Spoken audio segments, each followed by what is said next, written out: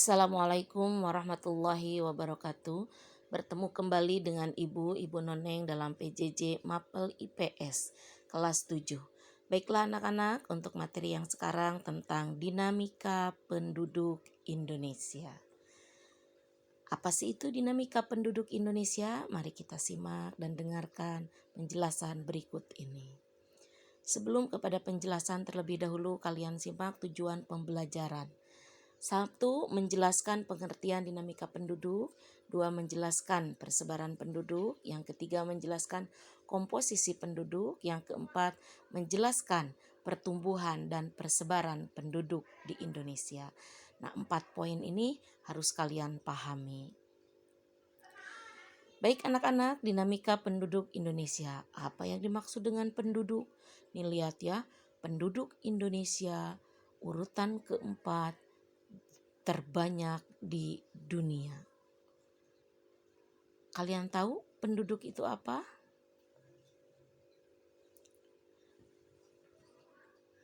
Nah, penduduk adalah menurut Undang-Undang Pasal 29 ayat 2, yaitu warga negara Indonesia dan orang asing yang bertempat tinggal di Indonesia. Adapun Undang-Undang Nomor 24 Tahun 2014 tentang perubahan atas Undang-Undang Nomor 23, penduduk adalah warga negara Indonesia dan orang yang bertempat tinggal di Indonesia yang diatur dalam undang-undang. Nah, dinamika penduduk adalah perubahan komposisi penduduk yang diakibatkan oleh beberapa faktor, baik faktor alami atau non-alami. Faktor alami yakni kematian dan kelahiran. Faktor non-alami yaitu migrasi. Dinamika penduduk menjadi faktor penting dalam penentu kebijakan pemerintah. Dalam dinamika penduduk ada 5 hal yang harus kita pahami. Yang pertama ada jumlah penduduk, yang kedua ada persebaran penduduk, yang ketiga ada komposisi penduduk, yang keempat ada pertumbuhan dan kualitas penduduk, yang kelima ada keanekaragaman etnik dan budaya. Ini perkiraan jumlah penduduk di Indonesia ya. Nah, ini yang nomor 1 adalah Tiongkok, yang nomor 2 India, yang ketiga Amerika, yang keempat Indonesia dengan 273 juta jiwa. Ya, ini tahun 2020 surveinya.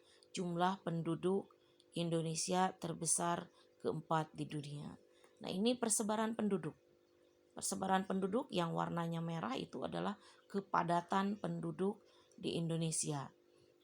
Jadi Pulau Jawa menempati persebaran penduduk yang sangat padat ya.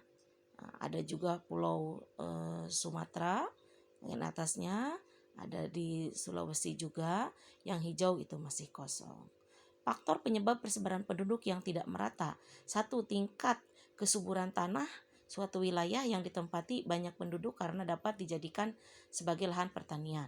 Wilayah yang beriklim terlalu dingin atau panas biasanya tidak disenangi.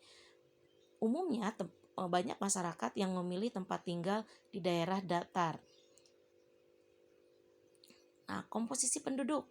Komposisi penduduk berdasarkan umur, berdasarkan pendidikan, berdasarkan agama, berdasarkan bidang usaha, dan berdasarkan wilayah geografis, desa, dan kota.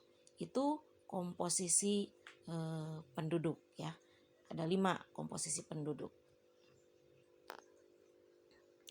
Komposisi penduduk berdasarkan umur dan jenis kelamin. Ini ada seksresio, ada komposisi wanita ya, berdasarkan laki-laki dan perempuan. Ada jumlah angkatan kerja, ada angkatan ketenaga kerjaan. Itu komposisi penduduk berdasarkan umur dan jenis kelamin. Sekarang komposisi penduduk berdasarkan pendidikan. Nih ya, ada yang tidak belum sekolah, ada yang sampai SD, SMP, SMA, SMK, D1, S2 atau yang tidak terjawab ya. Kalau berdasarkan agama di kita itu ada Islam, Kristen, Katolik, Hindu, Buddha, Konghucu dan lainnya. ada juga yang tidak memilih. Nah, komponen berdasarkan bidang usaha. Bidang usaha penduduk Indonesia dapat dikelompokkan berdasarkan lapangan pekerjaannya, yaitu pertanian, industri, konstruksi, perdagangan, transportasi keuangan, jasa masyarakat, dan lain-lain. Ekonomi penduduk berdasarkan wilayah geografis desa dan kota ya, berdasarkan lingkungan alam, berdasarkan strategis ya. Pertumbuhan dan kualitas penduduk itu ada di faktornya dua. Yang pertama pendidikan, yang kedua kesehatan. Semakin tinggi tingkat pendidikan orang, maka kualitas orang tersebut makin bagus. Kualitas penduduk bisa dilihat dari tingkat kesehatan yang dimiliki masyarakat. Tingkat kesehatan mempengaruhi tingkat produktivitas. Artinya masyarakat sehat, produktivitas makin meningkat.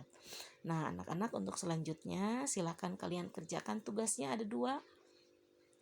Yang pertama, sebutkan pengertian dinamika penduduk.